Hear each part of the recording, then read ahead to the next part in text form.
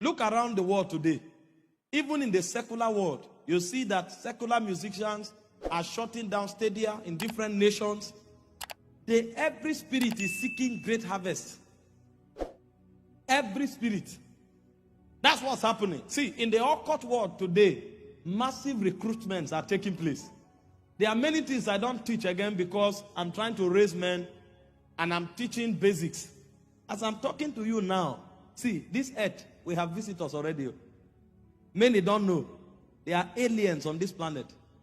There are creatures from the underworld that have violated the code of the earth. And they are walking here, whispering in the ear of kings and rulers. That's why you are hearing about war. War has become a thing of pride. Thousands of people are dying and kings think it's a thing of pride. It's not their fault. It's creatures. Go and read the book of Revelation. You will hear some principalities come out of the waters like frog. There are different beings who are breaking into the earth realm from the underworld now. I'm telling you. That's why you see the things happening in the world happening. People can't control their emotions. The minds of men are thwarted. And these beings are interested in rulers and gifted people.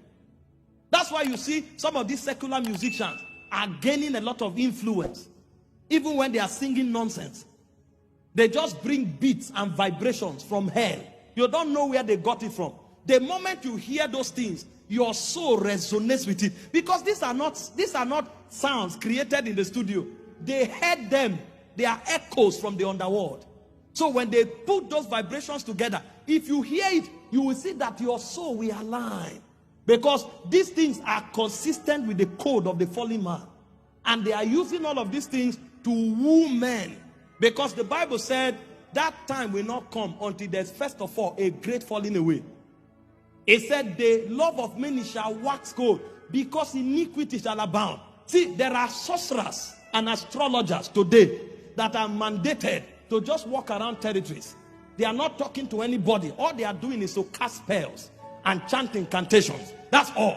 To darken the atmosphere. Some of them are releasing spells that provoke appetites for seduction. Some of them are releasing spells that darkens the understanding of men so they can't access light. See, that's why you can walk into certain territories, your fire will die. Because if you are not living above the earth, oh my God. You know what the guy said in Songs of Solomon? He said, look not upon me because I'm black. He said, the sun has looked upon me. There are beings who can manipulate the constellation, the moon, the sun, the star. And when they chant and cast spells, the moment the sun rises, the rays of the sun, you would think these are prophetic scriptures. Some of these things are figurative. There are many astrologers today that can command the moon. My God. You think it's only Joshua that spoke to the moon? You think it's only Joshua that spoke to the sun? There are many territories you enter, you forget God. It's not your fault. Even if you try to pray, you can't pray. Except as you have ascended beyond the energy level that governs this constellation. That's why God is also raising people in the realm of light. You are seeing some of our singers and worship ministers now. God is giving them so much influence. They go to nations, they just sing. You think it's just about a night of excitement. No, no, no. The atmosphere is a competition, a contest for who has dominion over the space in the spirit realm. And as they worship God and thousands of people sing hallelujah, the atmosphere opens so that encounters can become possible. You don't know what happened in Babylon. That an angel, an archangel couldn't break through the atmosphere. And they had to fight for 21 days. This is not an ordinary angel. You think when they say the wise men of Babylon, you think they read books? Those are sorcerers. Those are astrologers. They make sure they thicken the atmosphere so that no encounter can happen. So that the men in Babylon are deceived and they are kept in bondage. So much so that when Daniel was praying, if he didn't have stature, nothing would have even happened in the first place. But Babylon needed an intercessor who could kneel down in one spot for 21 days. So that a consistent radar is created and there's a puncture in the realm. And an archangel like Gabriel came and could not pass through for 21 days until Micheal had to show up. So he took 2 archangels to break the cloud for Babylon to have an encounter. And you enter a city, you think you'll just walk around. So the reason we are doing what we are doing is because we are witnesses. Territories need witnesses. Because territories will be delivered before men are delivered. When the Bible said the earnest expectation of the creation waited for the manifestation of the sons of God, he said creation itself is in bondage, is in travail, but there is a power. He said it's waiting to be set free. The word set free is the same word you find in Romans 8 verse 2. That's what you find in Romans 8:21. So when sons arise, it's sons that deliver creation. That word is called eleuteru. When you come under the law of the spirit of life, there's a power that it creates. So when we talk, sometimes we are not talking to men. That's why you hear us sometimes we sound judgmental. No, we are addressing spirits.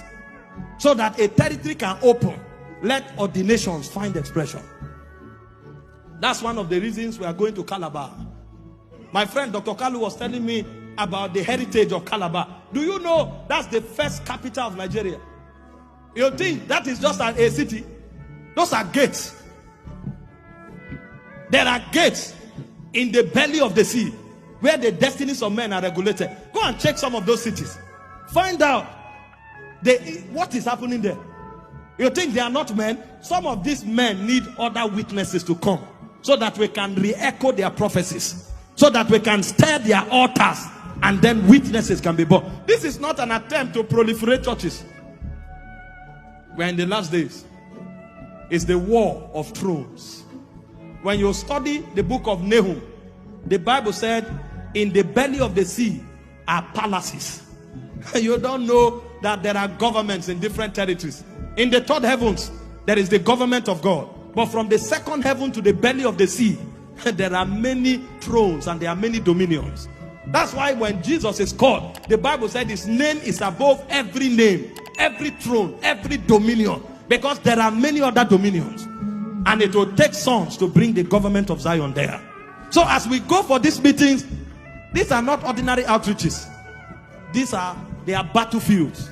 As we are going for war.